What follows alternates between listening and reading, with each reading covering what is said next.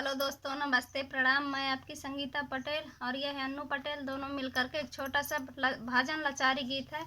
और ये गीत कैसे लगे कमेंट में ज़रूर बताना और हमारा सपोर्ट करना। हमारा न्यू चैनल है सिया साहित्य रघुवीर गंग के तीर सके वटे भैया ले आओ घाटे पर नैया।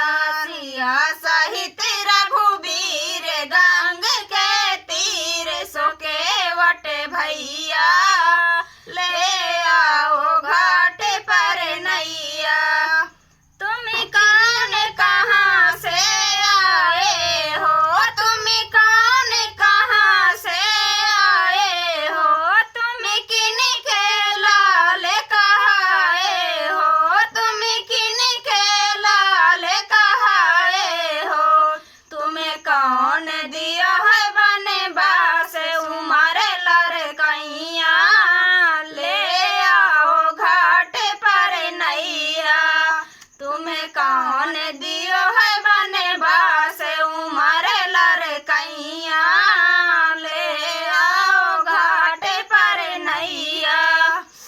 हमें अवधपुरी से आए हैं, हमें अवधपुरी से आए हैं, दशरथ जी के लाल कहाए हैं, दशरथ जी के लाल कहाए हैं। माता के कई ने दिया बनवास उमर लड़कैया ले आओ घाट पर नैया।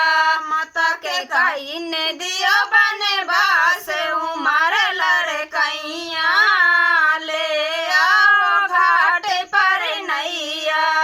सिया सहित रघुवीर गंग के तीर सके वटे भैया